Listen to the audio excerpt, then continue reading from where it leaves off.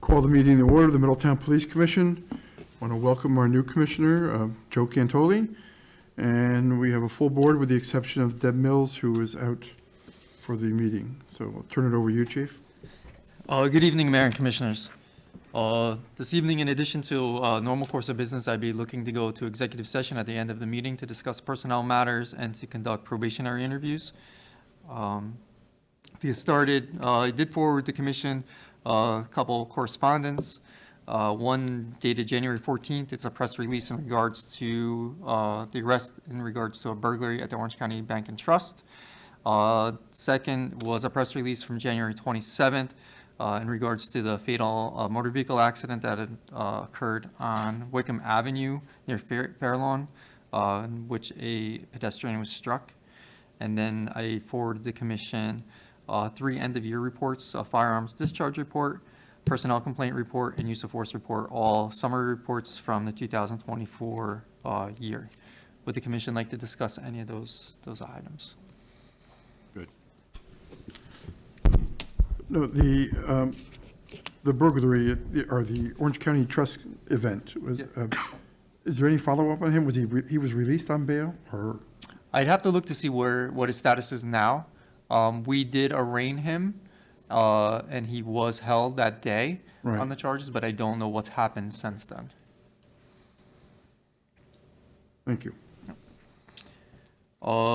Just moving forward, I, along with a few of the other chiefs from the area, basically the executive board from our police association, Police Chiefs Association, met today with Assemblywoman Paula Kay in regards to discussing some criminal justice concerns and issues. Very positive conversation, very supportive as well.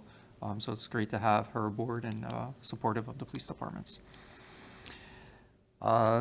The meeting minutes from the January meeting, I did forward them to the Commission, and they are on the Google Drive.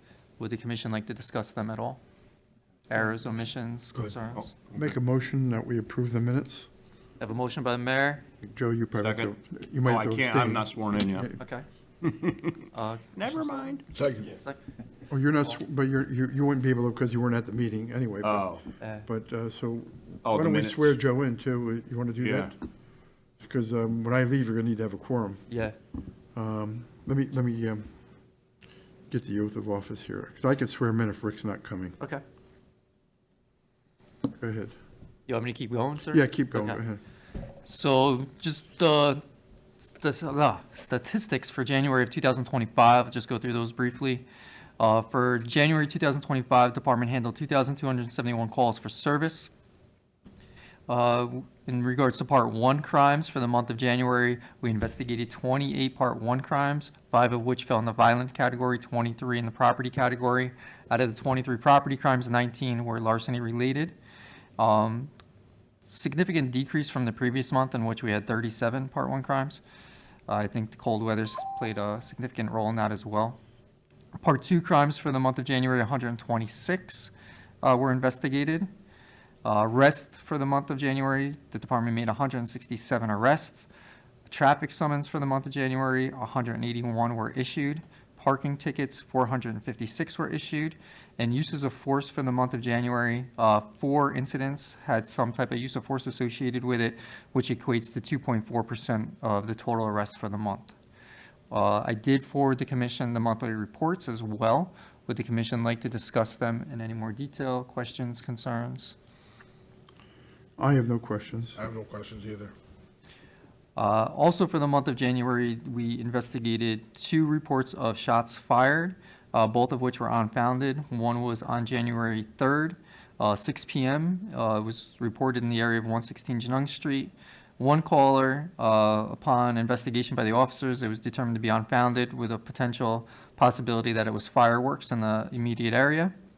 The second one was January 11th, 11:35 p.m. on Concord Lane. One caller, after investigation, it was determined to be unfounded as well. In regards to our current staffing, we currently have 3 vacant police officer positions. We have 72 sworn personnel right now out of a budget for 75. Out of the 72, I have 1 that's in field training. I have 2 that are in the police academy. Police academy will be graduating on March 7th. 10 o'clock a.m. This time, the graduation will be at the Orange County 911 Center Auditorium. Commission is welcome to attend if they would like. 10 a.m., Orange County 911 Center. We do have 2 officers that will be graduating, Officer Rivera and Officer Diaz. Also out of our staffing, I have one that's been out on long-term illness, still out. And we've been communicating with him to see what his prognosis is and timeline. And still we don't have anything definitive of where he is in his recovery yet. It was also just notified Wednesday, that one of my officers who's on National Guard, New York National Guard, has just been notified that most likely he's being deployed to assist with a prison crisis. He just does not have his specific orders yet, but he's been put on notice, so sounds like I may be losing one to the guard duty here very shortly. Since our last meeting, Police Officer Dolan has returned to work full duty without restrictions. As of January 28th, he's been reassigned to the downtown post for the time being. Also, since our last meeting, Police Officer Jonathan Gay started his career with us. It was actually on January 20th he started. He's undergoing field training right now. Seems to be fitting in very well and progressing very positively. I've been notified that I'm potentially losing 2 police officers to transfers to other police departments. Marcelo Chasapanta and Kelly Conklin are in the process of transferring to Peekskill and Dobbs Ferry. I'm advised that most likely it'll be late March if the transfer takes effect. As the commission is aware, Lieutenant Patrick Cunningham retired from the department after 20 years of service. His last day of work was February 13th. However, his effective retirement date won't be till April 29th. He's currently utilizing some accrued time that he's had on the books. I was also informed, and I briefed the commission on this previously, Detective D. Young is retiring effective March 27th. He is actually looking, if the commission is open to it, to fill one of our part-time police officer positions and continue working for the department in a part-time capacity, which I would be open to. I think he's a resource to the department, and I actually like the fact that a retired member wants to stay on board and continue work. I mean, we've invested in him for 20 years, so it'd be nice to continue that. We haven't had that in the past. Our part-timers in the past have been from other departments, but it'd be nice to have someone from within that is familiar with us. We have a police officer exam scheduled for May 3rd of 2025. We've already started conducting outreach and we're hopes to get as many people as we can to take the exam. We're doing some social media advertisement. We'll be sending some of our officers to different venues to promote the exam. I spoke with an instructor at Orange County Community College today about getting into the criminal justice classes to promote it a little bit. So we'll be doing that over the next few weeks. The deadline for the application is March 31st at 12 p.m. in the afternoon for applications to be into civil service. We also have a sergeant and detective exam scheduled for June 14th, 2025, which is coming up. I know there's a lot of the department members that are studying for these exams, which is a very positive concept as well. It shows that they have desire and aspirations to move forward. Being that Lieutenant Cunningham just retired, it does create a vacancy on our lieutenant's positions. We do currently have an active lieutenant's list. However, it would be my suggestion to the commission that we hold off on doing promotions until a little bit later in the year, if the commission is okay with that. I also spoke with Civil Service to request a dispatcher exam, which will be sometime in 2026. We currently do have a valid list. However, I'd like to refresh that coming up into 2026 as we have potential of a couple of retirements on our dispatcher staff as well. We're also working with Civil Service that will be assisting them with a physical agility test for the remaining eligible police officer candidates on our current police officer list. So that's scheduled for April 12th of this year. And last thing I have under staffing is on March 20th of this year, the department, we will be conducting an award ceremony. We're going to be doing it at the Mount Carmel Community Center right on Wawayanda Avenue at 6 p.m. And I'd like to extend an invitation to the commission to attend if they would like. This is the first time we're doing something more formalized. So we're hoping that it's going to have a positive impact with our members, and we'd love to have the commission attend if you would like to. What day? March 20th. It's the same day as our next police commission meeting. It's my wife's birthday. She could come too. Free dinner. Any, That's what he was thinking about. any discussion in regards to staffing? Any questions, concerns, thoughts? So you project 5 vacancies, is that what we're projecting I'm about? actually projecting 8 8, by the summertime. and the test is March 4th. Is there any idea of when the results will come back? No, in years past, it's been extended time for the test to come back, and speaking with Mr. Massey, there's some conversation that they're trying to expedite that, and it was actually one of the topics I discussed today with Assemblywoman Kay about the long durations of response from civil service. So I'm not sure if we'll get any movement there, but that's one of the reasons why we're doing the next agility as well, to try to get some potential candidates. Okay. Anyone have any other questions? Why don't I swear Joe in right now? Perfect. And I'll do it from here. Joe, you can just rise and raise your right hand.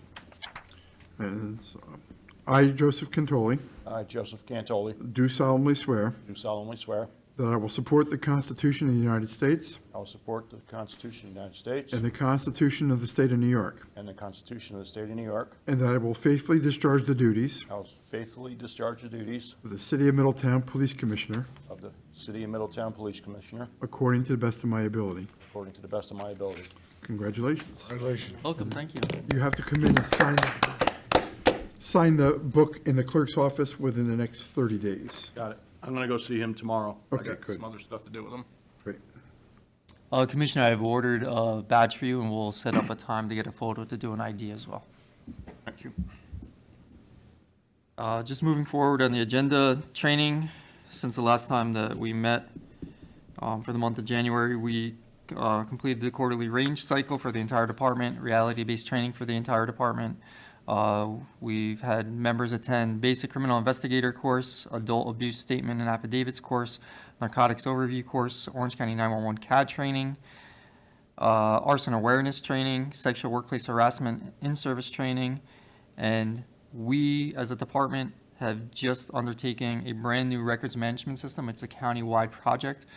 City of Middletown, Town of Warwick, and Village of Monroe are the first 3 departments to go live with this program. We went live on February 10th. So prior to that implementation, the entire department went to training between 2 and 3 days, depending on what their role is. And so we're just over about 2 weeks into the program.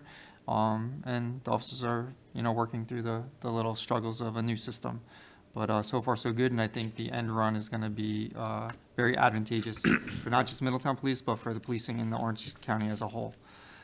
So we did all that training. For the Chief, will month of that change January. our internal reports, or what We'll format? still be able to pull the same information out of it. It's going to take a little bit, and our next, the February monthly report may be a little delayed due to the fact that we have to figure a couple things out with that. It'll be a new process, but the data will be the same data. It still reports the NIBRs and the different crimes to the state, which is all automated, just like our current system was. With that implementation, I just want to recognize some very important people in our organization that helped us. They took on this tremendous undertaking from building and implementing this program. Again, not just for us, but for the county as a whole, for all policing. Sergeant Kristen Beebe, Sergeant Scott Gallagher, and one of our clerks, Dawn Graham, instrumental in getting this off the ground and really moving forward. So definitely want to thank them and acknowledge them for all of their hard work. We also, I know I mentioned this in the January meeting about potential grant through, it's a domestic violence program. It's called the STRIVE program, which is it stands for Statewide Targeted Reductions in Intimate Partner Violence. Middletown was one of 3 departments here in Orange County that were identified by the state to start this program.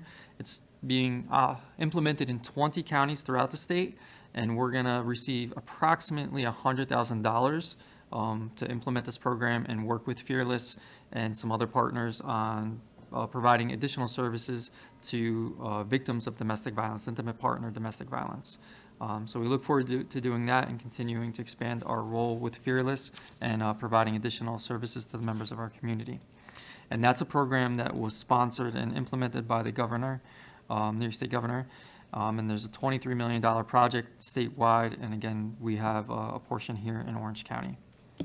The partners are City of Middletown, Town of New Windsor, City of Newburgh, and then Fearless, which is the domestic violence advocacy program. We also were just informed that we are receiving a $150,000 grant from Senator Skoufis, which will go towards repairing and expanding our current camera system. So we definitely appreciate that, and we can appreciate his continued support. Since our last meeting, some of our community events that we've participated in, February 3rd was a Too Good for Violence graduation at the Maple Hill School. Once again, Officer Galley does an amazing job with this program. She really enjoys it, and we see the impact that she has on the youth, which we greatly appreciate. Additionally, we funded, through a partnership with the school and through some grant money, the SNUG money, which is the anti-violence and anti-gun program that we receive money from. Again, that's sponsored by Senator Skoufis. One of the programs that we just funded was called Matt Bennett Assemblies, and that was offered to the Middletown High School students, the Twin Towers Middle School students, and the Monhegan Middle School students. I sat through one of the programs. I thought it was an outstanding program, very engaging and energetic. I think it's well worth the investment in trying to get our youth to understand the consequences of violence. So we definitely appreciate that partnership with the school. I did forward the commission 7 policy updates for their review. I don't know if the commission had the opportunity to review those or not. Yes. Yes? Any discussion? Yeah, they were pretty clear. Everybody's good? Being no discussion, they were reviewed. Could I have a motion to accept those updates as written? I have a motion by Mayor, second by, all in favor? Aye. Thank you. On the agenda, that's all I have. I tried to go through it quick for you, sir. And then if you have anything you would like to discuss with me, any questions, concerns, thoughts, ideas? No? We have one guest in our audience, Councilman Kleiner. Do you have anything you would like to address the commission?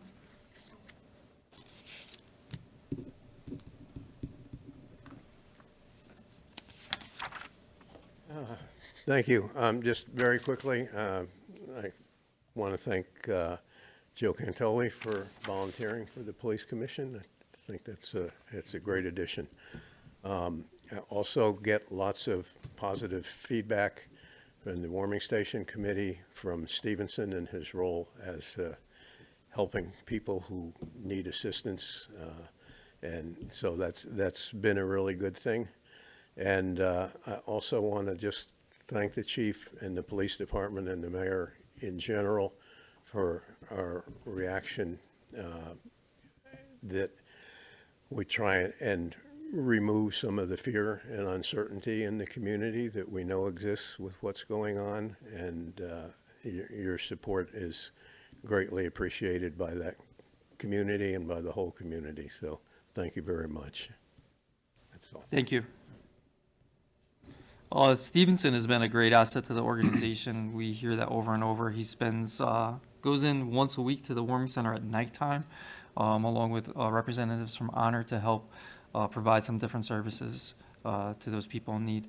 But on a daily basis, he's engaging a lot of folks. So definitely a great resource. We're happy to have him. Is he a social worker by trade?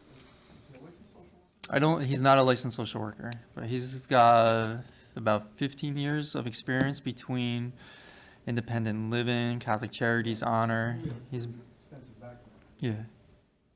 He's got a good way about him. He's been so other than that, I'd be looking to move into executive session to discuss personnel matters and to do interviews. Motion to move into executive session. A motion by Mayor DeStefano, second by. Second. We'll be moving into executive session at 4:52 to discuss personnel matters.